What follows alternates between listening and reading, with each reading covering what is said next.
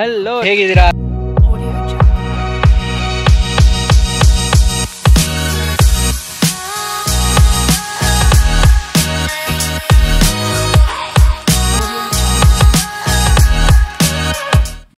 Hello, ನಮಸ್ಕಾರ ಎಲ್ರಿಗೂ. ಹೇಗಿದ್ದೀರಾ? ಸೂಪರ್ ಆಗಿದ್ದೀರಾ ಅಂದ್ಕೊಂಬಿಟ್ಟು ಹೊಸ ಬ್ಲಾಗ್ ಸ್ಟಾರ್ಟ್ ಮಾಡ್ತಾ ಇದ್ದೀನಿ. ಜಪಾನಲ್ಲಿ ಸಮ್ಮರ್ ಬಂತು. ಸಮ್ಮರ್ ಬಂದಿಲ್ಲ ಅಂತ ಹೇಳಿದ್ರೆ ನಮ್ಮ ಚಾನಲಲ್ಲಿ ಸಮ್ಮರ್ ಬಂದ ಮೇಲೆ ನಮ್ಮ ಚಾನಲಲ್ಲಿ ನಾವು ಒಂದು ಹೈಕಿಂಗ್ ಹೋಗಲಿಲ್ಲ ಅಂದರೆ ಒಂಥರ ಅವಮಾನ ಅಲ್ವಾ. ಸೊ ಅದಕ್ಕೆ ಇವತ್ತು ಹೈಕಿಂಗ್ ಮಾಡೋಕ್ಕೆ ಬಂದಿದ್ದೀನಿ. ಇದು ನೋಡಿ, ಯಾವುದೋ ಒಂದು ಚಿಕ್ಕ ಹಳ್ಳಿ ಇದೆ. ಹಳ್ಳೀಲಿ ಇಲ್ಲಿ ನಮ್ಮ ಕಾರ್ನ ಪಾರ್ಕ್ ಮಾಡಿದ್ದೀನಿ. ಕಾರ್ ಪಾರ್ಕ್ ಮಾಡಿಬಿಟ್ಟು ಪಾರ್ಕಿಂಗ್ ಫೀಸ್ ಕಟ್ಟಬೇಕಂತೆ, ಆಯಿತಾ, 500 ಯನ್ನು. ಬಟ್ ಏನೂ ಇಲ್ಲ, ನೀವು ಬೇಕು ಅಂದರೆ ಕಟ್ಬೋದು, ಬೇಡ ಅಂದರೆ ಹೋಗ್ತಾ ಇರ್ಬೋದು. ಬಟ್ ಇಲ್ಲಿಂದ ಪೇ ಮಾಡ್ಬೋದು ಅಥವಾ ಕಾಯಿನ್ ಹಾಕ್ಬೋದು, ಹಾಕ್ಬಿಟ್ಟು ಹೋಗಬೇಕು. ಎಲ್ಲ ಟ್ರಸ್ಟ್ ಮೇಲೆ ನಡೆಯೋದು. ಸೊ ಈ ಥರ ಇದೆ. ಸೊ ಇದು ಬಂದುಬಿಟ್ಟು ನಮ್ಮ ಪಾರ್ಕಿಂಗ್ ಸ್ಪಾಟು. ಇವಾಗ ಇಲ್ಲಿಂದ ಹೊರಡ್ತಾ ಹೋಗೋಣ. ಟ್ರೈಲ್ ಸ್ಟಾರ್ಟ್ ಆಗೋದಿದೆ. ಇವತ್ತು ನನ್ನ ಜೊತೆ ಯಾರ್ಯಾರು ಬಂದಿದ್ದಾರೆ, ಏನು ಹತ್ತಾ ಇದ್ದೀನಿ, ಏನಿದ್ರ ವಿಶೇಷ ಎಲ್ಲ ಹೇಳ್ಕೊಂಡು ಹೋಗ್ತೀನಿ. ಬನ್ನಿ ಹೋಗೋಣ, ಮಜಾ ಮಾಡಿಕೊಂಡು ಆರಾಮಾಗಿ ಹತ್ತೋಣ ಇವತ್ತು. ಓಕೆನಾ? ರೈಟ್. ಇಲ್ಲಿ ನೋಡಿ, ಜಪಾನಲ್ಲಿ LPG ಗ್ಯಾಸ್ಗಳು ಈ ಥರ ಬರುತ್ತೆ, ದೊಡ್ಡದು. ಸೊ ಇದು ದೊಡ್ಡದು, ಅದು ಚಿಕ್ಕದು, ಆ ಥರ ಬರುತ್ತೆ. ಇವರು ನಮ್ಮ ಇಂಡಿಯನ್ ಗ್ಯಾಸ್ ಇರ್ತಾರಲ್ಲ, ಅದೇ ಥರ ಗ್ಯಾಸ್ ಡೆಲಿವರಿ ಮಾಡೋರು. ಸೊ ಇದು ಒಂದು ಚಿಕ್ಕ ಟ್ರಕ್ಕು, ಗ್ಯಾಸ್ ಡೆಲಿವರಿ ಮಾಡೋರು ಈ ಥರ ಇದ್ದಾರೆ. ಸೊ ಹಳ್ಳಿಲಿ ಕೂಡ ಈ ಥರ ಗ್ಯಾಸ್ ಡೆಲಿವರಿ ಮಾಡ್ತಾರೆ ಜಪಾನಲ್ಲಿ. ಸೊ ಇಲ್ಲಿ ಬಂತು ನೋಡಿ, ನಾವಿವತ್ತು ಹತ್ತುತ್ತಾ ಇರೋದು ಇದು ಮೌಂಟ್ ನೋಕೋಗಿರಿ ಅಂತೆ. ನೋಕೋಗಿರಿ ಯಾಮ ಅಂತ ಕರೀತಾರೆ ಜಾಪನೀಸಲ್ಲಿ. ಸೊ ಅದನ್ನು ಹತ್ಬಿಟ್ಟು ಮೇಲ್ಗಡೆ ಒಂದು ಅದ್ಭುತವಾದ ಬುದ್ಧನ ವಿಗ್ರಹವಿದೆ. ಅಂದರೆ ಪೂರ್ತಿ ಕಲ್ಲಲ್ಲಿ ಕೆತ್ತಿರುವಂಥ ಒಂದು ಬುದ್ಧನ ವಿಗ್ರಹ. ಆಮೇಲೆ ಒಂದು ಒಳ್ಳೆ ಟೆಂಪಲ್ ಕಾಂಪ್ಲೆಕ್ಸ್ ಇದೆ. ಆಮೇಲೆ ವ್ಯೂಸ್ ಮಾತ್ರ ಅದ್ಧೂರಿ ವ್ಯೂಸ್ ಇದೆ. ಅದನ್ನೆಲ್ಲದನ್ನೂ ನೋಡ್ಕೊಂಬಿಟ್ಟು ಬರೋಣ ಅಂತ ಪ್ಲ್ಯಾನು. ಬಟ್ ಮೇನ್ ಅಜೆಂಡಾ ಏನಪ್ಪ ಅಂತ ಹೇಳಿದ್ರೆ ಇದನ್ನು ಹತ್ತೋದು, ಅದೇ ಮೇನ್ ಅಜೆಂಡಾ. ಬನ್ನಿ ಹೋಗೋಣ ಹತ್ಕೊಂಡು. ಇಲ್ಲಿ ನೋಡಿ, ಇಲ್ಲಿ ಯಾರೋ ಕಾಡಲ್ಲಿ ಫುಲ್ ಮನೆ ಮಾಡ್ಕೊಂಡವ್ರೆ. ಮೋಸ್ಟ್ಲಿ ಯಾರೂ ಇಲ್ಲ ಅಂದ್ಕೊತೀನಿ, ಖಾಲಿ ಮನೆ, ಪಾಳು ಬಿದ್ದಿರೋ ಮನೆ ಇರಬೇಕು ಇದು. ಸೊ ಹಿಂಗೆ ಹೋಗುತ್ತೆ ಟ್ರೈಲ್ ರೂಟು. ಹೊರಗಡೆ ಟೆಂಪ್ರೇಚರ್ ಆಲ್ಮೋಸ್ಟ್ 36-37 ಡಿಗ್ರಿ ಇದೆ. ಇಲ್ಲಿ ಮಾತ್ರ ಎಷ್ಟು ತಣ್ಣಗಿದೆ ಅಂದರೆ ಸೂಪರು. ಗಿಡಗಳಿದ್ದರೆ ಎಲ್ಲ ಕಡೆ ಆರಾಮಾಗಿ ತಣ್ಣಗಾಗತ್ತೆ ಅಂತ ಇದೇ ಒಂದು ನಿದರ್ಶನ. ಸೊ ನಡೀರಿ ಹೋಗೋಣ ಮುಂದೆ. ಸೊ ಅಲ್ಲಿ ಮೇಲ್ಗಡೆ ಏನು ಕಾಣ್ತಾ ಇದೆಯಲ್ಲ, ಫುಲ್ಲು ಏನಂತಾರದಕ್ಕೆ ಗ್ರನೈಟ್ ಥರದ್ದು, ಅದೇ ಬಂದುಬಿಟ್ಟು ನೋಕೋಗಿರಿ ಯಾಮ ಮೌಂಟೇನು. ಸೊ ಅಲ್ಲಿಗೆ ಹತ್ತಬೇಕು ಇವತ್ತು. ನಡೀರಿ ಹೋಗೋಣ. ಇದು ಸ್ಟಾರ್ಟಿಂಗ್ ರೂಟು, ಒಂಥರ ರೋಡ್ ಥರನೇ ಇದೆ. ಬಿಸಿಲು ಹೊಡಿತಾ ಇದೆ, ಶೇಡ್ ಏನೂ ಇಲ್ಲ. ಅಲ್ಲಿಂದ ಶೇಡ್ ಕಾಣಿಸ್ತಾ ಇದೆ. ಪಕ್ಕಕ್ಕೆ ಒಂದು ಚಿಕ್ಕ ನದಿ ಥರನೋ ಅಥವಾ ಝರಿ ಥರನೋ ಏನೋ ಹರ್ಕೊಂಡು ಹೋಗ್ತಾ ಇದೆ ನೀರಿನ ಸೌಂಡ್ ತುಂಬ ಚೆನ್ನಾಗಿ ಕೇಳಿಸುತ್ತೆ ಇಲ್ಲಿ. ಸೊ ನಡೀರಿ, ಇಲ್ಲಿಂದ ಬಂತು ನೋಡಿಪ್ಪ, ಒಳ್ಳೆ ಶೇಡ್ ಬಂತು. ಸೊ ಶೇಡಲ್ಲಿ ನಡ್ಕೊಂಡು ಹೋಗೋಣ ನಾವು. ಇಲ್ಲಿ ನೋಡಿ, ಯಾರೋ ನಿಂತ್ಕೊಂಡವ್ರೆ. ಯಾರಿದು ಗೆಸ್ ಮಾಡಿ ನೋಡೋಣ. ಗೆಸ್ ಮಾಡಿಬಿಟ್ಟು ಕಮೆಂಟಲ್ಲಿ ತಿಳಿಸಿ, ಬೇಗ ನೋಡೋಣ ಯಾರಿದು ಅಂತ. ಹಲೋ ಸರ್, ನಮಸ್ಕಾರ ರೀ. ಕೇಳಿಸ್ತಾ ಇದೆಯಾ ನಿಮಗೆ? ಮಿಸ್ಟರ್ ಪವನ್, ಎವರ್ಗ್ರೀನ್ ಸ್ಟಾರ್, ನಮ್ಮ ರೆಗ್ಯುಲರ್ ಫೀಚರ್ ಪವನ್ ಅವ್ರು ಬಂದಿದ್ದಾರೆ ಇವತ್ತು.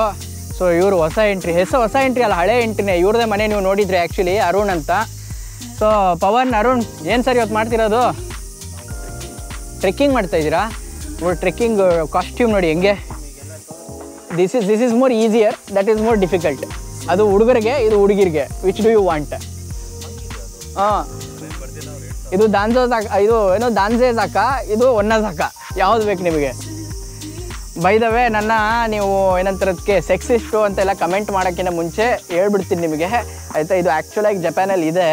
ಒಂದು ಏನಂತಾರದಕ್ಕೆ ಹತ್ತದಿರುತ್ತಲ್ಲ ಸ್ಟ್ರೈನ್ವಸ್ ಆಗಿ, ಅದು ಬಂದುಬಿಟ್ಟು ಹುಡುಗರ ರೂಟ್ ಅಂತಾರೆ. ಆಮೇಲೆ ಸ್ವಲ್ಪ ಸ್ಮೂತಾಗಿ ಎಲ್ಲ ಇರುತ್ತಲ್ಲ, ಅದನ್ನು ಹುಡುಗಿರ ರೂಟ್ ಅಂತಾರೆ, ಒನ್ನ ಸಾಕ ಅಂತ ಕರೀತಾರೆ ಅದನ್ನ. ಸೊ ಅದನ್ನೇ ನಾನು ಮಾಡಿರೋದಷ್ಟೇ, ಹೇಳಿರೋದು. ನನ್ನ ಪಾಡಿಗೆ ನಾನು ಕಮೆಂಟ್ ಕೊಟ್ಟಿಲ್ಲ. ಇದು ಆ್ಯಕ್ಚುಲ್ ಆಗಿರೋದನ್ನ ನಿಮ್ಗೆ ಹೇಳ್ತಾ ಇದ್ದೀನಿ. ಅವನು ಏನು ಡಿಸೈಡ್ ಮಾಡಿದ್ರಿ ಫೈನಲ್ಲು? ಹೆಂಗೆ ಹೋಗ್ತೀರಾ? ಹಾಂ, ವೈಫೈ ಇರಲಿ ಬಿಡಿ. ನೀವು ಅದು ಹೇಳಿ ನನಗೆ ಫಸ್ಟ್. ಹೆಂಗೆ ಹೋಗ್ತೀರಾ ನೀವು? ಹುಡುಗನ ರೂಟಲ್ಲಿ ಹೋಗ್ತೀರಾ, ಹುಡುಗಿ ರೂಟಲ್ಲಿ ಹೋಗ್ತೀರಾ? ನಡೀರಿ ಬೇಗ. ಕಮಾನ್, ಲೆಟ್ಸ್ ಗೋ. ಪುಷ್ ಮಾಡಿ, ಜಸ್ಟ್ ಡೂ ಇಟ್. ಆಲ್ಮೋಸ್ಟ್ 10 ನಿಮಿಷ ಬರ್ತಾ ಇತ್ತು, ಆಯಿತಾ? ಹತ್ತನೇ ಇದ್ದೀನಿ. ಸ್ಟೇರ್ಸ್ ಮುಗಿತಾನೇ ಇಲ್ಲ, ಹೋಗ್ತಾನೇ ಇದೆ ಮೇಲೆ, ಹೋಗ್ತಾನೇ ಇದೆ. ಹಾಂ, ಅದು ಏನಂತಾರಕ್ಕೆ ಕುಂಫು ಪಾಂಡಲ್ ಅವ್ನು ಹೇಳ್ತಾನಲ್ಲ, stairs are my worst enemy ಅಂತ. ಅದೇ ಸೀನ್ ಆಗಿದೆ ಇವತ್ತು ನಂದು. ಬರೀ ಸ್ಟೇರ್ಸ್ ಹತ್ತಾ ಇದ್ದೀನಿ. ಸೂಪರ್. ಅಲ್ಲಿ ನೋಡಿ, ಅರುಣು, ಪವನು ಇಬ್ಬರು ಬರ್ತವ್ರೆ.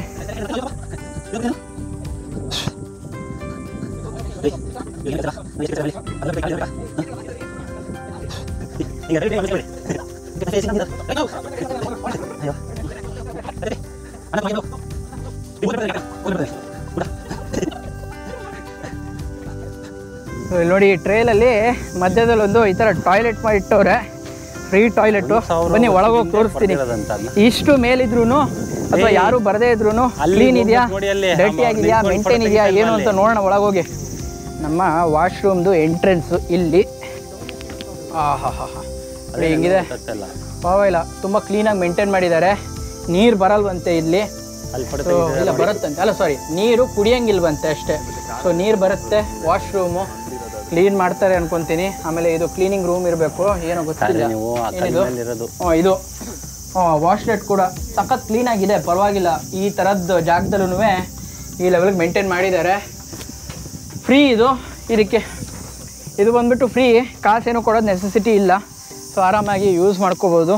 ಸೊ ಜಪಾನಲ್ಲಿ ನೀವು ಯಾವುದೇ ಟ್ರೇಲ್ಗೆ ಹೋದ್ರೂ ಯೂಶ್ವಲ್ ಆಗಿ ಟಾಯ್ಲೆಟ್ಸು ವಾಶ್ರೂಮ್ಸ್ ಎಲ್ಲ ಕ್ಲೀನಾಗಿ ಸಿಗುತ್ತೆ, ಆರಾಮಾಗಿ ಯೂಸ್ ಮಾಡ್ಕೋಬೋದು. ಏನಿಲ್ಲ. ಬನ್ನಿ ಹೋಗೋಣ ಮುಂದೆ. ಈ ನೋಕೋಗಿರಿಯಾಮ ಬಗ್ಗೆ ಹೇಳಬೇಕು ಅಂತ ಹೇಳಿದ್ರೆ, ಇದು ಒಂದು 300 ವರ್ಷ ಹಿಂದೆ, ಅಂದರೆ ಎದೋ ಪೀರಿಯಡ್ ಇತ್ತಲ್ಲ, ಎದೋ ಪೀರಿಯಡಲ್ಲಿ ಇಲ್ಲಿ ಸ್ಟೋನ್ ಕ್ವಾರಿಂಗ್ ಮಾಡ್ತಾಯಿದ್ರು. ಸೊ ಹಾಗಾಗಿ ಈ ಮೌಂಟೇನಲ್ಲಿ ಎಲ್ಲ ಕಡೆ ನೀವು ಯಾವುದೇ ಇದನ್ನು ನೋಡಿದ್ರೂ ಕಲ್ಲು ಒಂಥರ ಫುಲ್ ಸ್ಟೀಪಾಗಿ ಕಟ್ ಮಾಡಿದ್ದಾರೆ, ಯಾಕಂದರೆ ಕ್ವೇರಿಂಗ್ ಮಾಡ್ತಾ ಇರೋದು. ಸೊ ಅದರದ್ದೆಲ್ಲ ಸಾಕ್ಷಿ ಇಲ್ಲಿ ಕಾಣಿಸುತ್ತೆ ನೋಡಿ, ಈ ಥರ ಕಟ್ಟಿ ಬಿಟ್ಟಿದ್ದಾರೆ. ಆಮೇಲೆ ಇಲ್ಲಿ ಬರೆದಿದ್ದಾರೆ ಕೂಡ, ಆಯಿತಾ. ಸೊ ಇದು ಬಂದುಬಿಟ್ಟು ಸ್ಟೋನ್ ಕ್ವೇರಿಗೋಸ್ಕರ ಯೂಸ್ ಮಾಡ್ತಿದ್ದಿದ್ದು ಅಂತ, ಸ್ಟೀಪ್ ಮೌಂಟೇನ್ ಅಂತ. ಸೊ ಈ ಥರ ಜಾಗ ಮಾಡಿಬಿಟ್ಟು ಹಿಂಗೆ ಕಾಣಿಸ್ತಾ ಇದೆಯಾ, ಈ ಥರ ಪಾತ್ವೆ ಮಾಡಿಬಿಟ್ಟು ಬಿದಿರಿನ ಮೇಲೆ ದೊಡ್ಡ ದೊಡ್ಡ ಕಲ್ಲನ್ನ ಇಟ್ಕೊಂಡ್ಬಿಟ್ಟು ಟ್ರಾನ್ಸ್ಫರ್ ಮಾಡ್ತಾ ಇದ್ರು ಅಂತೆ. ಸೊ ಇಲ್ಲಿ ಪಿಕ್ಚರಲ್ಲಿ ತೋರಿಸಿದ್ದಾರೆ ನೋಡಿ, ಆಯಿತಾ. ಇಲ್ಲಿಂದ ಮೇಲ್ಗಡೆಯಿಂದ ಕ್ವೇರಿ ಮಾಡಿಕೊಂಡು ಹಿಂಗೆ ಕೆಳಗೆ ಇಳಿಸ್ಕೊಂಬಂದ್ಬಿಟ್ಟು ಬಿದಿರಲ್ಲಿ, ಆಮೇಲೆ ಇಲ್ಲಿ ನಿಮಗೆ ಒಂದು ಗಾಡೀಲಿ, ಕೈ ಗಾಡೀಲಿ ಕಲ್ಲನ್ನ ಹಾಕ್ಕೊಂಡ್ಬಿಟ್ಟು ಬೋಟ್ನ ಲೋಡ್ ಮಾಡಿಬಿಟ್ಟು ಆ ಬೇಯಿಂದ ಕಳಿಸ್ತಾ ಇದ್ರು. ಸೊ ಈ ಥರ ರಸ್ತೆಯಲ್ಲಿ ಇದನ್ನ ತೊಗೊಂಬರ್ತಾಯಿದ್ರು ಕಲ್ಲುಗಳನ್ನ ದೊಡ್ಡ ದೊಡ್ಡದು ಮೇಲ್ಗಡೆ. ಆಮೇಲೆ ಇಲ್ಲಿ ಕಾಣಿಸ್ತಾ ಇದೆಯಾ ನಿಮಗೆ, ಇಲ್ಲಿ ನೋಡಿ, ಇಲ್ಲೆಲ್ಲ ಕ್ವೇರಿ ಮಾಡಿರೋದ್ರಿಂದ ಫುಲ್ ಸ್ಟ್ರೇಟಾಗಿ ಕಟ್ಟಾಗಿದೆ. ಸೊ ಈ ಸ್ಟ್ರೇಟ್ ಕಟ್ಸ್ ಇರೋದ್ರಿಂದ ಈ ಮೌಂಟೇನ್ನ ಸಾ ಮೌಂಟೇನ್ ಕೂಡ ಅಂತಾರೆ. ಸೊ ತುಂಬ ಚೆನ್ನಾಗಿದೆ ಮೇಲ್ಗಡೆಯಿಂದ ವ್ಯೂಸು, ಡ್ರೋನ್ ಶಾಟ್ಸಲ್ಲಂತೂ ಅಮೇಝಿಂಗಾಗಿ ಕಾಣಿಸುತ್ತೆ. ಬನ್ನಿ ಹೋಗೋಣ ಮುಂದೆ. ಸೊ ಆಲ್ಮೋಸ್ಟ್ ಬಂದುಬಿಟ್ವಿ, ರೀಚ್ ಆದ್ವಿ. ಕೆಳಗಡೆಯಿಂದ 1.6 ಕಿಲೋಮೀಟರ್ನೋ ಬಂದಿದ್ದೀವಿ. ಸೊ ಇದು ಎಷ್ಟೊಂದು ಪಾಯಿಂಟ್ಗಳಿದ್ದಾವೆ ಅದನ್ನು ನೋಡಬೇಕು ಅಂತ. ಸೊ ಪವನ್ ಅವರು ಅಂತೂ ಇಂತೂ ಮೇಲ್ಗಡೆ ತನಕ ಬಂದ್ಬಿಟ್ರು. ಏನ್ರಿ ಪವನ್, ಬಂದ್ರಾ ಮೇಲ್ಗಡೆ ತನಕ? ಬಂದೆ ರೀ. ಮತ್ತೆ ಇಂತೂ ಮುಟ್ಬಿಟ್ರಲ್ಲ, ಇನ್ನೂ ಒಂದು 600 ಮೀಟರ್ಸ್ ಇರಬೇಕು. ಇವಾಗ ಫಸ್ಟ್ ಬಂದುಬಿಟ್ಟು ಕ್ವಾರಿ ಇಲ್ಲಿ ಜಾಗದಲ್ಲಿ ಅವಾಗಲೇ ಹೇಳಿದ್ನಲ್ಲ, ಸ್ಟೋನ್ ಕ್ವಾರಿ ಇಲ್ಲಿತ್ತು ಅಂತ.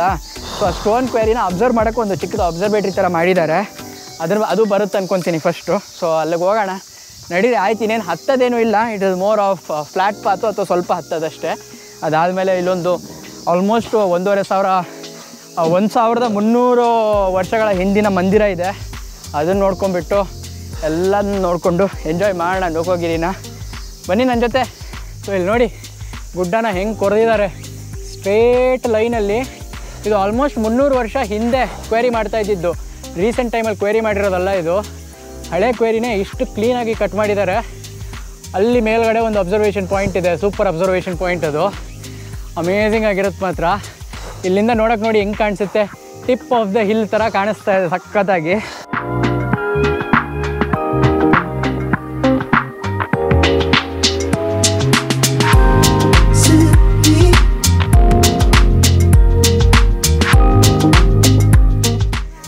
ಏನೇನೋ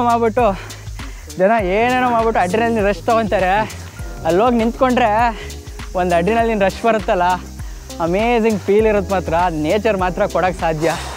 ಏನು ಮಾಡಿದ್ರು ಪವನ್ ಅವರು ಕೆಳಗಡೆಯಿಂದ ಬರಲ್ಲ ಅಂತಾಯಿದ್ರು. ಇಲ್ಲಿ ಬಂದ ಮೇಲೆ ನೋಡಿ ಕ್ಯಾಮ್ರಾ ಹಿಡ್ಕೊಂಡು ಹಂಗೆ ಕಚ್ಕೊಂಡ್ಬಿಟ್ಟವ್ರೆ ಕ್ಯಾಮ್ರಾಗೆ. ಯಾಕ್ರಿ? ಈಗ ಒಂದೆರಡು ಸೆಲ್ಫಿ ತಗೊತೀನಿ ಸುಮ್ಮನೆ ರೀ. ಸೆಲ್ಫಿ ತಗೊತೀನಿ ರೀ. ಸೆಲ್ಫಿನಾ? ನಮ್ಮ ಇಡೀ ಗ್ರೂಪಲ್ಲಿ ಒಂದು ಮಳ ಫೋಟೋ ತೆಕ್ಕೊಳ್ಳೋರು ಅಂದರೆ ಇವರೇನೆ, ಆಯಿತಾ. ಎಲ್ಲ ಗ್ರೂಪಲ್ಲೂ ಒಬ್ಬರು ಕ್ರೇಜಿ ಅಡ್ವೆಂಚರ್ ಥರ ಇರ್ತಾರಲ್ಲ, ಮುಂದೆ ಹಿಂದೆ ನೋಡದೆ ನುಗ್ತಾ ಇರೋರು ಅವ್ರು ನಾವು, ಆಯಿತಾ. ಎಲ್ಲ ಗ್ರೂಪಲ್ಲೂ ಒಬ್ಬರು ಇರ್ತಾರೆ ಫುಲ್ಲು ಯಾವಾಗಲೂ ಬರೀ ಎಲ್ಲೋದ್ರೂ ಫೋಟೋ ತೆಕ್ಕೋಬೇಕು ಅಂತ, ಆಯಿತಾ. ನಿಮ್ಮ ಗ್ರೂಪಲ್ಲಿ ಯಾರು ಇದ್ದಾರೋ ಅವ್ರು ಕಮೆಂಟ್ ಮಾಡಿ. ನಮ್ಮ ಗ್ರೂಪಲ್ಲಿ ಇವ್ರು ಇದ್ದಾರೆ ನೋಡಿ, ಎಲ್ಲೋದ್ರೂ ಫೋಟೋ ತೆಕ್ಕೊತಾರೆ. ಅವ್ರು ನೋಡಿ ಸೆಲ್ಫಿ ತೆಕ್ಕೊಂತವ್ರು, ಹಿಂಗೆ ಕಾಣಿಸ್ತಾಯ್ತಾ, ಹಿಂಗೆ ಸೆಲ್ಫಿ ಏನೇನೋ ಆ್ಯಂಗಲಲ್ಲಿ ಫೋಟೋ ತೆಕ್ಕೊಂತಾರೆ, ಫುಲ್ ಕ್ರೇಜಿ ಆ್ಯಂಗಲ್ಗಳಲ್ಲಿ. ಏನ್ರಿ ಸರ್? ಸೊ ಅರುಣ್, ನೀವು ಯಾವ ಕ್ಯಾಟಗರಿ? ಫೋಟೋ ನೋಡೋ ಕ್ಯಾಟಗರಿನಾ?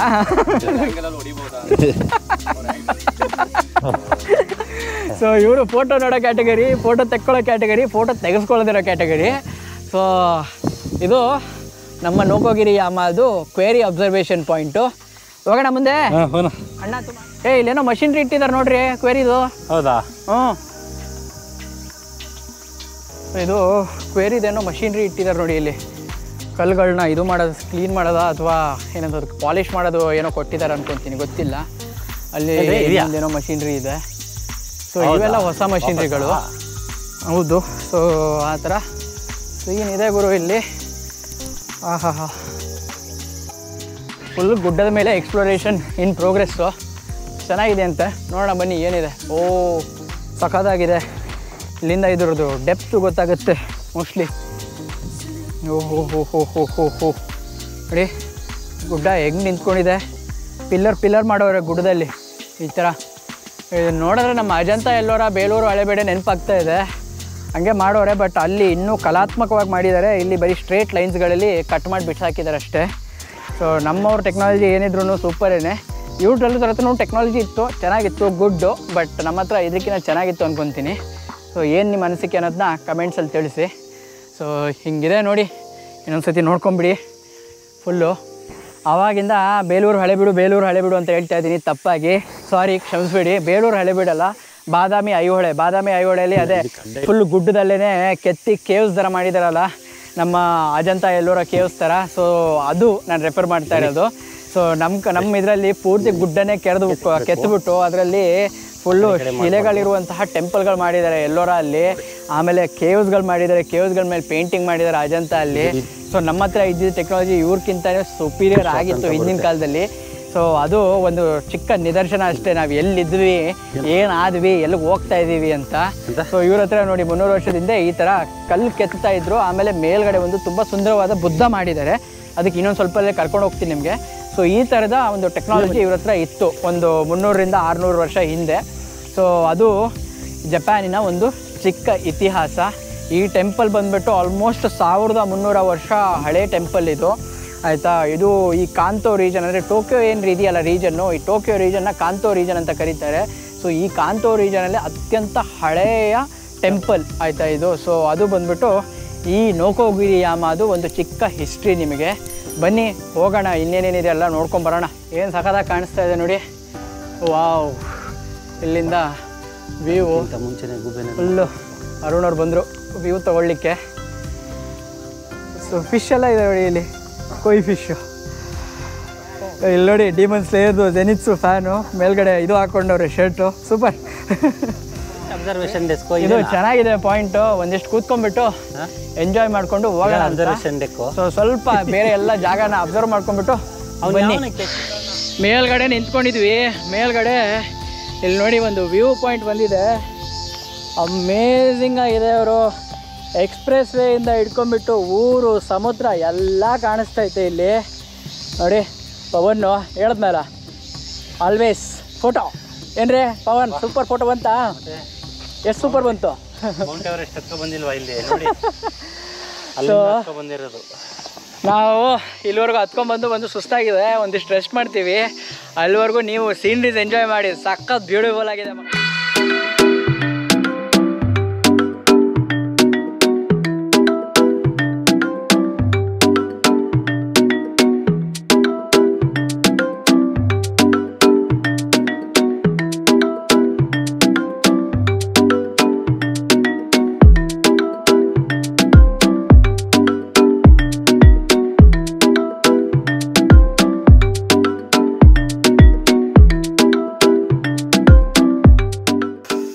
ಸೊ ಫೈನಲ್ಲು ಮ್ಯಾಪ್ ಬಂತು.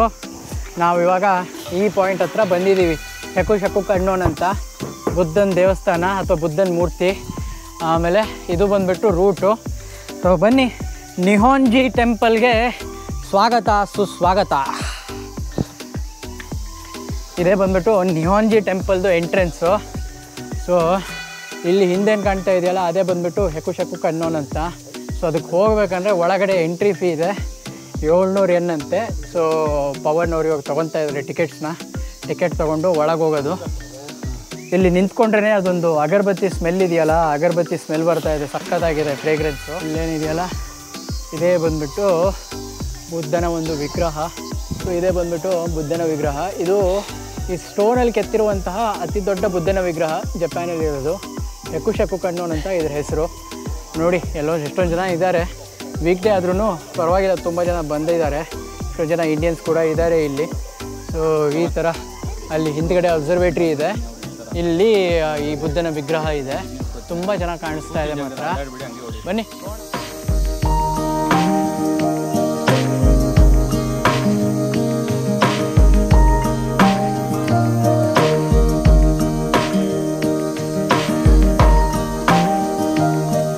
ಹೆಕುಶಕು ಕಣ್ಣೋಡ್ ನೋಡಿಬಿಟ್ಟು ಒಂದು ಸೆಂಟರು ದೈಬುತ್ಸು ಸ್ಕ್ವೇರ್ ಅಂತ ಇದೆ. ಆ ದೈಬುತ್ಸು ಸ್ಕ್ವೇರಲ್ಲಿ ಹೋಗ್ಬಿಟ್ಟು ಇಲ್ಲಿಯ ಫೇಮಸ್ ದೈಬುತ್ಸುನ ನೋಡಿಬಿಟ್ಟು ಒಂದು ಚಿಕ್ಕ ಭಾರತದ ಉಡುಗೆ ಇದೆ ಜಪಾನ್ಗೆ, ಅದನ್ನು ಕೂಡ ನೋಡೋಣ ಬನ್ನಿ.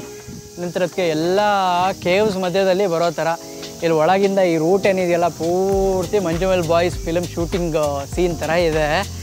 ಸಖತ್ತಾಗಿದೆ ಮಾತ್ರ. ಏನೋ ಮಳೆ ಬಂತು ಅಂದರೆ ಭಯ ಆಗೋದಂತೂ ಗ್ಯಾರಂಟಿ. But super experience. ಖಂಡಿತವಾಗ್ಲೂ ಹೈಕ್ ಮಾಡಲೇಬೇಕು. ರೋಪ್ವೇಯಿಂದ ಬರೋಕ್ಕೆ ಹೋಗಬೇಡಿ, ಹೈಕ್ ಮಾಡ್ಕೊಂಡು ಬನ್ನಿ, ಒಂದು ಒಳ್ಳೆ ಎಕ್ಸ್ಪೀರಿಯೆನ್ಸ್ ಇರುತ್ತೆ. ಇಲ್ಲಿ ಬಂತು ನೋಡಿ 1500 1500 ಅರಾತ್ ಅಪ್ರೋಚ್ ಅಂತೆ. ಇಲ್ಲಿಂದ ಹೋಗಬೇಕು ದೈಬುತ್ಸು. ನಡೀರಿ ಹೋಗೋಣ. ಸೊ ಇಲ್ಲಿಂದ ದೈಬುತ್ಸುಗೆ ಹೋಗುತ್ತೆ. ಬನ್ನಿ ಹೋಗೋಣ. ಓ ಸೂಪರು. ಇಲ್ಲಿ ನೋಡಿ ಹಂಗೆ ಬರ್ತಾ ಇದ್ದೆ, ಆ ಹೆಕುಶಕು ಕಣ್ಣೋನ್ ಮುಗಿಸ್ಕೊಂಡ್ಬಿಟ್ಟು ಇವ್ರು ಬಂದರು. ಇದು ಐ ಥಿಂಕ್ ಬುದ್ಧಿಸ್ಟ್ ಮಂಕ್ಗಳ ಚಿಕ್ಕ ಚಿಕ್ಕ ಸ್ಟ್ಯಾಚ್ಯೂಗಳು. ಇದನ್ನು ಅರ್ಹಾತ್ ಅಂತ ಕರೀತಾರೆ. ಸೊ ಇಲ್ಲಿ ಟೋಟಲಾಗಿ ಈ ಥರದ 1500 ಅರ್ಹಾತ್ ಸ್ಟ್ಯಾಚ್ಯೂಗಳಿದ್ದಾವೆ ಅಂತ ಹೇಳಿದ್ದಾರೆ ಆಯಿತಾ. ಸೊ ಇದು ಬಂದ್ಬಿಟ್ಟು ಸೆಂಗೊಕ್ಕು ಕಣ್ಣೋನ್ ಅಂತ. ಸೊ 1500 ಬುದ್ಧನ ವಿಗ್ರಹಗಳು, ಈ ಥರ ಚಿಕ್ಕ ಚಿಕ್ಕ ವಿಗ್ರಹಗಳು ಇಲ್ಲಿ ನಿಮಗೆ ಕಾಣಿಸ್ತವೆ. ಸೊ ಇದ್ರದ್ದೊಂದು ಕರಾಳ ಹಿಸ್ಟ್ರಿ ಇದೆ. ಏನಪ್ಪ ಅಂತ ಹೇಳಿದ್ರೆ, ಮೇಜಿ ಇರಲ್ಲಿ ಬುದ್ಧಿಸಮ್ನ ಆಲ್ಮೋಸ್ಟ್ ಕ್ಲೋಸ್ ಮಾಡ್ತಾಯಿದ್ರು, ಅಂದರೆ ಮುಗಿಸ್ಬಿಡ್ತಾಯಿದ್ರು. ಸೊ ಆ ಟೈಮಲ್ಲಿ ಎಷ್ಟೊಂದು ಪ್ರೊಟೆಸ್ಟರ್ಸ್ ಬಂದ್ಬಿಟ್ಟು ಇಲ್ಲಿಯ ವಿಗ್ರಹಗಳನ್ನ ವಿನಾಶ ಮಾಡಿದ್ದಾರೆ ಅಥವಾ ವಿಘ್ನ ಮಾಡಿದ್ದಾರೆ. ಸೊ ಹಾಗಾಗಿ 1500 ಇಂಟ್ಯಾಕ್ಟ್ ಆಗಿರೋದು ತುಂಬ ಕಡಿಮೆನೇ. ಬಟ್ ಇವಾಗ 1950s ಆದಮೇಲೂ 1960s ಆದಮೇಲೂ ಒಂದಿಷ್ಟು ರೆಸ್ಟೋರೇಷನ್ ಎಫರ್ಟ್ಸ್ ನಡೀತಾ ಇದೆ. ಸೊ ಹಾಗಾಗಿ ಒಂದಿಷ್ಟು ರಿಸ್ಟೋರ್ಡ್ ವಿಗ್ರಹಗಳು ನಿಮ್ಗೆ ಇಲ್ಲಿ ಕಾಣಿಸ್ತವೆ. ಬಟ್ ತುಂಬಾ ಬ್ಯೂಟಿಫುಲ್ಲಾಗಿದೆ. ಇದನ್ನು ಬಿಟ್ಟರೆ ಇದೇ ಥರ ಒಂದು ಚೈನಲ್ಲಿ ಕೂಡ ಇದೆ. ಬಟ್ ಚೈನಾಲಿ 800 ಇದೆ. ಆ್ಯಂಡ್ ಸೌಂದರ್ಯ ನೀವು ನೋಡಿದ್ರೆ ಆ್ಯಕ್ಚುಲಾಗಿ ಇದ್ರದ್ದು ಮೋಸ್ಟ್ ಬ್ಯೂಟಿಫುಲ್ ಅಂತ ಹೇಳ್ತಾರೆ. ಆಮೇಲೆ ಮೋಸ್ಟ್ ಸೇಕ್ರೆಡ್ ಅಂತ ಕೂಡ ಹೇಳ್ತಾರೆ. ಸೊ ಇದೇ ಬಂದ್ಬಿಟ್ಟು 1500 ಬುದ್ಧನ ವಿಗ್ರಹಗಳು ಅಥವಾ 1500 ಅರ್ಹಾತ್ ಸ್ಟ್ಯಾಚ್ಯೂಸು. ಸೊ ಇಲ್ಲಿ ಕಾಣ್ತಾ ಇದೆ ನೋಡಿ, ಇಲ್ಲೊಂದಿಷ್ಟು ವಿಗ್ರಹ ಆಗಿದ್ದಾವೆ ನೋಡಿ ವಿಗ್ರಹಗಳು. ಇಲ್ಲಿ ನೋಡಿ ತಲೆ ಎಲ್ಲ ಹೋಗ್ಬಿಟ್ಟಿದೆ ಆಯಿತಾ, ಈ ಥರ. ಸೊ ಈ ಥರ 1500 ವಿಗ್ರಹಗಳು ನಿಮಗಿಲ್ಲಿ ಕಾಣಿಸ್ತವೆ. ಟೋಟಲ್ಲಾಗಿ 10 ವರ್ಷಗಳಲ್ಲಿ 1500 ಸ್ಟ್ಯಾಚ್ಯೂಗಳನ್ನ ಮಾಡಿದ್ದಾರೆ. ಇದನ್ನು ಬಂದ್ಬಿಟ್ಟು 1779ರಿಂದ 1790ರವರೆಗೆ ಮಾಡಿದ್ದಾರೆ ಈ ವಿಗ್ರಹಗಳು. ತುಂಬ ಒಂಥರ ಪರಿಶ್ರಮ ಪಟ್ಟು ಮಾಡಿದ್ರು, ಅದು ಹಾಳು ಮಾಡಿದ್ದಾರೆ ಜನ. ಏನು ಮಾಡೋಕ್ಕಾಗಲ್ಲ. ರಿಸ್ಟೋರ್ ಮಾಡ್ತಾ ಇದ್ದಾರೆ. ಹೋಪ್ಫುಲಿ ಅದರ ಪ್ರೀವಿಯಸ್ ಬ್ಯೂಟಿಗೆ ವಾಪಸ್ ಹೋಗಲಿ ಅಂತ ಪ್ರಾರ್ಥಿಸ್ಕೊತೀನಿ. ನಡೀರಿ ಹೋಗೋಣ ಮುಂದೆ ನೋಡಿಕೊಂಡು. 1500 ಸ್ಟ್ಯಾಚ್ಯೂಗಳನ್ನ ನೋಡಿಬಿಟ್ಟು ಇವಾಗ ಕೆಳಗೆ ಇಳ್ಕೊಂಡು ಇಲ್ಲಿಯ ಮೇನ್ ಸ್ಪಾಟು ಅಂದರೆ ದೈಬುತ್ಸು, ಅಂದರೆ ಇದು ಕಲ್ಲಿಂದ ಮಾಡಿರುವಂಥ ಒಂದು ದೊಡ್ಡ ಬುದ್ಧನ ವಿಗ್ರಹ. ನಾವು ನಾರಲ್ಲಿ ಏನು ನೋಡಿದ್ವಲ್ಲ, ಆ ಬುದ್ಧನ ವಿಗ್ರಹಕ್ಕಿಂತ 3 ಪಟ್ಟು ದೊಡ್ಡದಾಗಿರುವ ಬುದ್ಧನ ವಿಗ್ರಹ ಇಲ್ಲಿದೆ. ಇದು ಜಪಾನ್ಸ್ ಹೈಯೆಸ್ಟ್ ಬುದ್ಧನ ವಿಗ್ರಹ ಆಯಿತಾ. ಸೊ ಅದು ಬಂದ್ಬಿಟ್ಟು ಇವಾಗ ನೋಡೋಕೆ ಹೋಗ್ತಾ ಇದ್ದೀನಿ. ಸೊ ಮೇಲ್ಗಡೆ ಹತ್ತಿ ಕೆಳಗಿಳಿದು ಮೇಲ್ಗಡೆ ಹತ್ತಿ ಕೆಳಗಿಳಿಬೇಕು. ಸೊ ಅದು ಪ್ಯಾಟರ್ನು. ನೀರು ಬೇರೆ ತಂದಿಲ್ಲ, ತುಂಬ ತಪ್ಪು ಡಿಸಿಷನ್ ಮಾಡಿದೆ ಆ್ಯಕ್ಚುಲಿ. ನೀರು ತೊಗೊಂಬಂದಿದ್ರೆ ಒಳ್ಳೇದಾಗಿರೋದೇನೋ. ಸ್ವಲ್ಪ ನೋಡೋಣ ಕೆಳಗಿಳಿದ್ಬಿಟ್ಟು ನೀರು ಸಿಗುತ್ತಾ ಅಂತ. ಫಸ್ಟು ನೀರು ಸಿಕ್ಕಿಲ್ಲ ಅಂದರೆ ದೇವಸ್ಥಾನ ನೋಡಿಕೊಂಡು ಹೋಗೋಣ, ಚೆಕ್ ಮಾಡೋಣ. ಬನ್ನಿ ಮುಂದೆ ಹೋಗ್ತಾ ಇರೋಣ. ನಡ್ಕೊಂಬಂದೆ. ಇಲ್ಲೇನಿದು ನಿಮ್ಗೆ ಕಾಣಿಸ್ತಾ ಇದೆಯಲ್ಲ, ಇದೇ ಬಂದ್ಬಿಟ್ಟು ದೈಬುತ್ಸು ಸ್ಕ್ವೇರ್ ಅಂತ ಆಯಿತಾ, ದೈಬುತ್ಸು ಹಿರೋಬಾ ಅಂತ. ಇಲ್ಲೇನು ಕಾಣಿಸ್ತಾ ಇದೆಯಲ್ಲ, ಇದೇ ಬಂದ್ಬಿಟ್ಟು ಜಪಾನಿನ ಅತಿ ಎತ್ತರದ ಬುದ್ಧ ಆಯಿತಾ. ಸೊ ಇದಕ್ಕಿಂತ ಎತ್ತರದ ಬುದ್ಧನ ವಿಗ್ರಹ ಜಪಾನಲ್ಲಿ ಇಲ್ಲ. ಸೊ ಅದು ಫ್ಯಾಕ್ಟು. ಸೊ ಪೂರ್ತಿ ಕಲ್ಲಲ್ಲಿ ಮಾಡಿರೋಂಥದ್ದು. ಇದು ಬಂದ್ಬಿಟ್ಟು ಐ ಥಿಂಕ್ 1300 ವರ್ಷ ಹಳೆಯ ಮಂದಿರದ ವಿಗ್ರಹ ಇದು. ಸೊ ಸ್ವಲ್ಪ ಅಲ್ಲಿ ಇಲ್ಲಿ ಮುರಿದೋಗಿದೆ, ಅದನ್ನೆಲ್ಲ ರಿಪೇರಿ ಮಾಡಿದ್ದಾರೆ. ಭಿನ್ನಗೊಂಡ ವಿಗ್ರಹನ ಕೆಳಗಡೆ ಎಲ್ಲ ಸ್ವಲ್ಪ ರಿಪೇರಿ ಮಾಡಿ ಇಡೋಕ್ಕೆ ಟ್ರೈ ಮಾಡಿದ್ದಾರೆ. ಸೊ ಈ ಥರ ಕಾಣಿಸುತ್ತೆ. ಒಳ್ಳೆ ನೇಚರ್ ಇದೆ. ನೇಚರ್ ಮಧ್ಯದಲ್ಲಿ ಬುದ್ಧನ ನೋಡ್ತಾ ಇದ್ದರೆ ಒಂಥರ ಏನೋ ಒಳ್ಳೆಯ ಫೀಲಿಂಗ್ ಬರುತ್ತೆ, ಸಕ್ಕತ್ತಾಗಿರೋದು. ಆಮೇಲೆ ಅಲ್ಲಿ ಅಗರಬತ್ತಿ ಹಚ್ಚಿದ್ದಾರೆ ಆಯಿತಾ, ಒಳ್ಳೆ ಸುಗಂಧ ಬರ್ತಾ ಇದೆ, ಸಕ್ಕತ್ತಾಗಿದೆ ಗುರು, ಒಂಥರ ಒಳ್ಳೆ ಫೀಲಿಂಗು. ಸೊ ಇಲ್ಲೆಲ್ಲ ಜನ ನಮಸ್ಕಾರ ಮಾಡ್ತಾ ಇದ್ದಾರೆ ನೋಡಿ ಬುದ್ಧ ದೇವ್ರನ್ನ. ಹಿಂದ್ಗಡೆ ಕಾಣಿಕೆ ಡಬ್ಬ, ಸೊ ಕಾಣಿಕೆ ಉಂಡಿಲಿ ಕಾಣಿಕೆ ಹಾಕ್ಬಿಟ್ಟು ಗಂಟೆ ಹೊಡೆದು ನಮಸ್ಕಾರ ಮಾಡಿ ಹೋಗ್ತಾ ಇರೋ ಸೀನು. ಸೊ ಈ ಥರ ಇದೆ ಬುದ್ಧನ ವಿಗ್ರಹದ ಎದುರುಗಡೆ ಜಪನೀಸ್ ಅವರು ಪ್ರೇಯರ್ ಮಾಡ್ತಿರೋ ರೀತಿ ಈ ಥರ ಇದೆ. ಸೊ ಆಲ್ಮೋಸ್ಟ್ ಕೈ ಮುಗಿಯೋದಲ್ಲ ನಮ್ಮ ಥರನೇ, ಬಟ್ ಸ್ವಲ್ಪ ಡಿಫ್ರೆಂಟು. ಏನಂತಾರೆ ಅದಕ್ಕೆ ಪದ್ಧತಿಗಳು ವಿಧಾನಗಳು ಸ್ವಲ್ಪ ಡಿಫ್ರೆಂಟ್ ಆಗಿದೆ. ಏನಂತೀರ? ಬಿಸಿಲಲ್ಲಿ ನಡೆದು ಸುಸ್ತಾಗಿ ಹೋಗ್ಬಿಡಿತ್ತು, ಜೀವನೇ ಹೋಗ್ತಾ ಇರೋ ಥರ ಇತ್ತು. ಫೈನಲ್ ಆಗಿ ನೀರಿನ ಬಾಟಲ್ ಸಿಕ್ಕಿದೆ, ನೀರು ಕುಡಿದು ಸ್ವಲ್ಪ ಚೇತರಿಸ್ಕೊಳ್ಳೋಣ. ಇವತ್ತು ಫಾರ್ ದ ಫಸ್ಟ್ ಟೈಮು ನೀರಿನ ಬೆಲೆ ನನಗೆ ನಿಜವಾಗ್ಲೂ ಗೊತ್ತಾಗಿರೋದು. ನೀರು ಸಿಗದೆ ಆಲ್ಮೋಸ್ಟ್ ತಲೆ ಗಿರ್ರಂತ ಇತ್ತು ಆಯಿತಾ ಮಧ್ಯದಲ್ಲಿ. ಯಪ್ಪ ನೀರು ಕುಡಿಯೋಣ ಆರಾಮಾಗಿ. ಅರ್ಧ ಲೀಟ್ರ್ ನೀರು ಖಾಲಿ. ಬಿಸಿಲು ಒಳ್ಳೆ ಹೊಡಿತಾ ಇದೆ ನೋಡಿ, ಯಾರೂ ಕುಡಿತಾ ಇದ್ದಾರೆ. ಇಲ್ಲಿ ನೋಡಿ, ಇಷ್ಟು ಮೇಲೆ ಬಂದ್ರೂ ಗುಡ್ಡದ ಮೇಲೂ ನಿಮಗೆ ವೆಂಡಿಂಗ್ ಮಷಿನ್ಗಳಿದ್ದಾವೆ. ಸೊ ವೆಂಡಿಂಗ್ ಮಷಿನ್ ಯಾವಾಗಲೂ ನಮ್ಮ ಪ್ರಾಣ ರಕ್ಷಣೆಗೆ ಸದಾ ಸಿದ್ಧ. ಈ ಥರ ವೆಂಡಿಂಗ್ ಮಷಿನ್ ಸಾಮ್ರಾಜ್ಯ ಜಪಾನಲ್ಲಿದೆ ನೋಡಿ. ಆವಾಗಲೇ ಇನ್ನೊಂದು ವಿಷಯ ಹೇಳಿದ್ದೆ ನಿಮಗೆ, ಈ ಪರ್ಟಿಕ್ಯುಲರ್ ಜಾಗದಲ್ಲಿ ಭಾರತದ ಒಂದು ಪುಟ್ಟ ಗಿಫ್ಟ್ ಇದೆ ಅಂತ. ಅದು ಏನು ಅಂತ ಹೇಳಿದ್ರೆ ಇಲ್ಲಿದೆ ನೋಡಿ. ಸೊ ಇಲ್ಲಿ ನಮ್ಮ ಅಶೋಕ ಸ್ತಂಭ ನಿಂತ್ಕೊಂಡಿದೆ. ಸೊ 4 ಸಿಂಹಗಳು ತಲೆ ಎತ್ತಿ ನಿಂತ್ಕೊಂಡಿದ್ದಾವೆ, ಸಕ್ಕತ್ತಾಗಿ ಅಶೋಕ ಪಿಲ್ಲರ್ ಥರ ಮಾಡಿದ್ದಾರೆ ಇಲ್ಲಿ. ಆಮೇಲೆ ಅದ್ರ ಹಿಂದೆ ಇಲ್ಲೇನು ಕಾಣ್ತಾ ಇದೆಯಲ್ಲ, ಇದು ಬಂದುಬಿಟ್ಟು ನಮ್ಮ ಬೋಧಿ ಮರದಿಂದ ತೆಗೆದಿರುವಂಥ ಒಂದು ಚಿಕ್ಕ ಬಳ್ಳಿ ಥರದ್ದು ಅಥವಾ ಗಿಡ ಥರದ್ದು. ಅದನ್ನ ತೊಗೊಂಬಂದ್ಬಿಟ್ಟು ಗಿಫ್ಟಾಗಿ ಕೊಟ್ಟಿದ್ರು ಜಪಾನಲ್ಲಿ. ಸೊ ನಾನು ಹಿಂದೆ ಬೋಧಿಸತ್ವನ ನೋಡಿದ್ರಿ, ಆಮೇಲೆ ಈ ಕಡೆ ದೊಡ್ಡ ದೈಬುತ್ಸನ ನೋಡಿದ್ರಿ. ಸೊ ಜಪಾನ್ಸ್ ಲಾರ್ಜೆಸ್ಟ್ ಅಥವಾ ಜಪಾನ್ಸ್ ಬಿಗ್ಗೆಸ್ಟ್ ಬುದ್ಧ ಅಂದರೆ ತಪ್ಪಾಗಲ್ಲ ಈ ಬುದ್ಧನ ವಿಗ್ರಹ.